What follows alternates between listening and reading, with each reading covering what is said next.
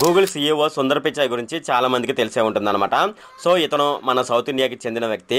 అంతేకాకుండా మన సౌత్ ఇండియాలో మద్రాసు ఉంది కదా, ఈ మద్రాసుకు చెందిన వ్యక్తి అనమాట ఇతను. అయితే ఇతను చాలా కాలం నుంచి గూగుల్ సీఈఓగా పనిచేస్తున్నాడు అనమాట. అయితే ఇతను త్వరలోనైతే రాజీనామా చేయబోతున్నాడు గూగుల్ సీఈఓ పదవి నుంచి. అసలు ఎందుకు ఇతను గూగుల్ సీఈఓ పదవి నుంచి రాజీనామా చేయబోతున్నాడు అనే విషయాలు మనం ఈ వీడియోలో డిస్కస్ చేద్దాము.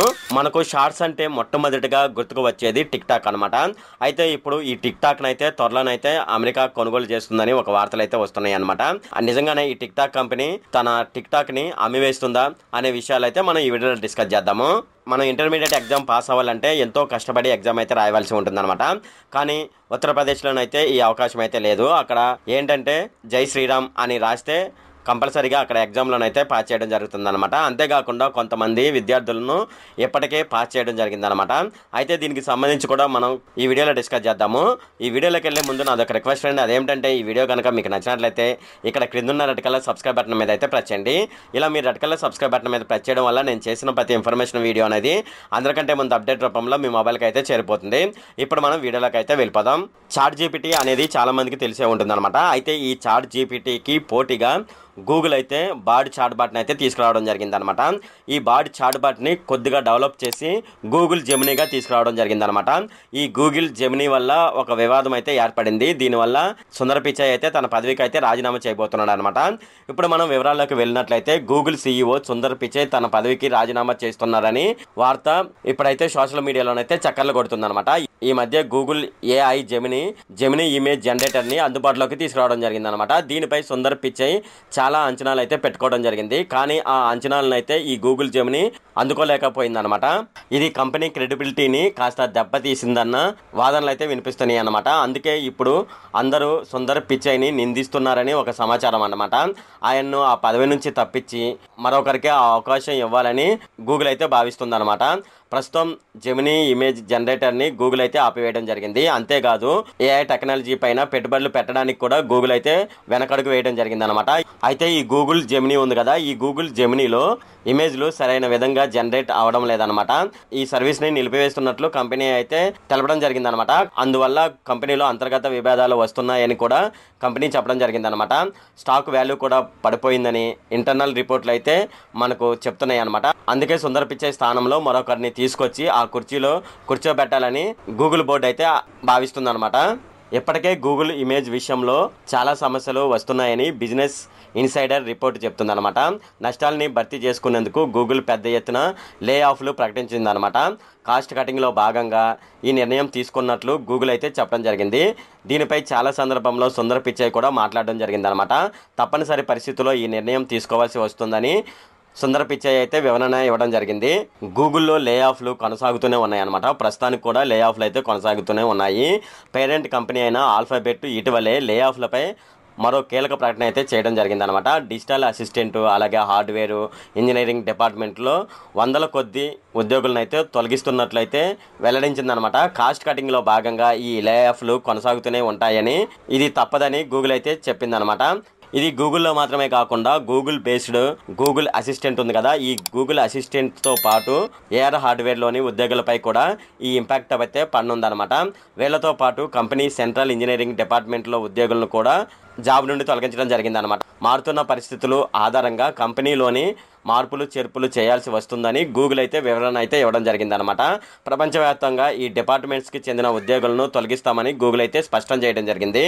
2023 సెకండ్ హాఫ్లో కంపెనీలోని చాలా వరకు టీంలలో మార్పులు చేర్పులు చేయాల్సి వచ్చిందని, కేవలం పనిని మరింతగా ఎఫెక్టివ్గా చేయాలనే ఉద్దేశంతో ఈ మార్పులు చేశామని, ఉన్న వనరులతోనే మంచి ఫలితాలు రాబట్టాలని గూగుల్ అయితే చూస్తుందని, అంతేకాకుండా కొన్ని టీమ్స్లలో కొంతమందిని తొలగించక తప్పడం లేదని, ప్రపంచవ్యాప్తంగా ఈ లే ఆఫ్లు ప్రభావం ఉంటుందని అయితే గూగుల్ అయితే చెప్పడం జరిగిందనమాట.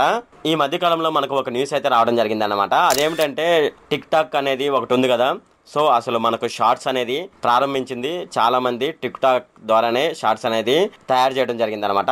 అయితే ఇప్పుడు ఈ టిక్ టాక్ కంపెనీని అమెరికా అయితే కొనుగోలు చేస్తుందని ఒక వార్తలు అయితే రావడం జరిగిందనమాట.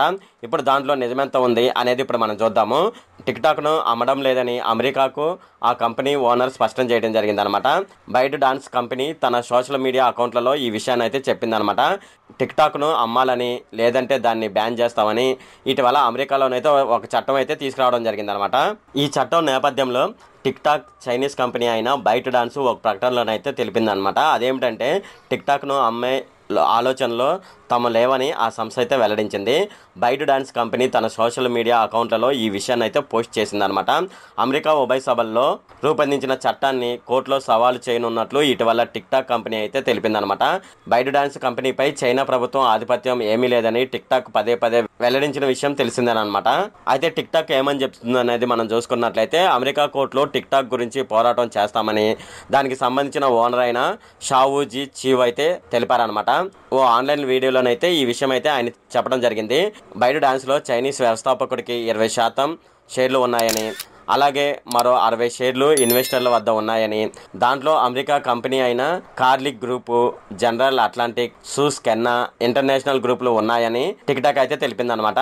మరో 20% షేర్లు కంపెనీ ఉద్యోగుల ఆధీనంలో ఉన్నాయని, బైట్ డాన్స్లో ఉన్న 5 బోర్డు సభ్యుల్లో 3 అమెరికన్లేనని టిక్టాక్ అయితే చెప్పడం జరిగిందనమాట.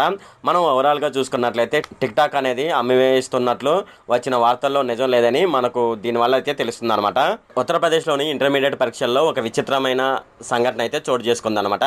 అది ఏమిటంటే ఆన్సర్ షీట్లో జై శ్రీరామ్ అని రాసినందుకు కొందరు విద్యార్థులను ఫస్ట్ క్లాస్లో అక్కడ ప్రొఫెసర్లు పాస్ చేశారని ఒక న్యూస్ అయితే రావడం జరిగిందనమాట. అంతేకాకుండా కొందరు క్రికెటర్ల పేర్లు జవాబు పత్రంలో రాశారని విద్యార్థులు అయితే చెప్పడం జరిగిందనమాట. ఈ ఘటన వెలుగులోకి వచ్చిన తర్వాత ఉత్తరప్రదేశ్ ప్రభుత్వం అప్రమత్తం అవడం జరిగిందనమాట.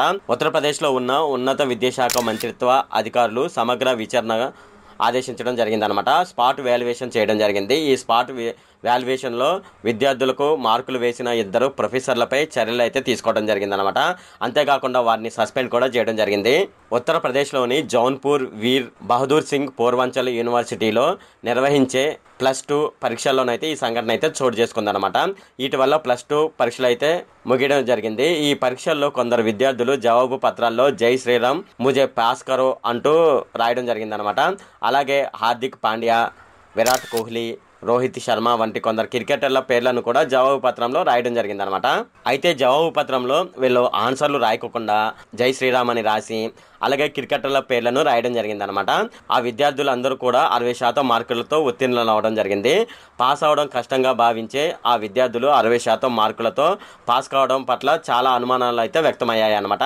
దీనిపై యూనివర్సిటీ స్టూడెంట్ లీడర్ దివాన్స్ సింగ్, ప్రధానమంత్రి నరేంద్ర మోడీ, ముఖ్యమంత్రి యోగి ఆదిత్యనాథ్, గవర్నర్, వైస్ ఛాన్సలర్లకైతే లేఖలు అయితే రాయడం జరిగిందనమాట. రివాల్యుయేషన్ కూడా చేపట్టాలని వారైతే కోరడం జరిగింది. ఈ రివాల్యుయేషన్లో తేలిన విషయం ఏమిటంటే ఈ సంఘటన జరిగింది నిజమేనని అక్కడ వైస్ ఛాన్సలర్ వందనా సింగ్ అయితే ధృవీకరించడం జరిగిందనమాట. అయితే ఆ విద్యార్థులకు రావాల్సిన మార్కుల కంటే ఎక్కువ వచ్చాయని వైస్ ఛాన్సలర్ అయితే చెప్పడం జరిగింది. దీనికి కారణమైన 2 ప్రొఫెసర్లు డాక్టర్ వినయ్ వర్మ, మనీష్ గుప్తాలను సస్పెండ్ చేసినట్లు అక్కడ వైస్ ఛాన్సలర్ అయితే చెప్పడం జరిగిందనమాట.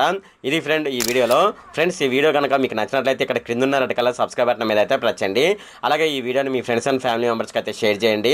అలాగే ఈ వీడియో సంబంధించి ఏమైనా కామెంట్లు ఉన్నాయి అనుకోండి, నాకు తప్పనిసరిగా క్రింద ఉన్న కామెంట్ సెక్షన్లో అయితే తెలియజేయండి. ఈ వీడియో అంతే friend. Okay, thank you friend.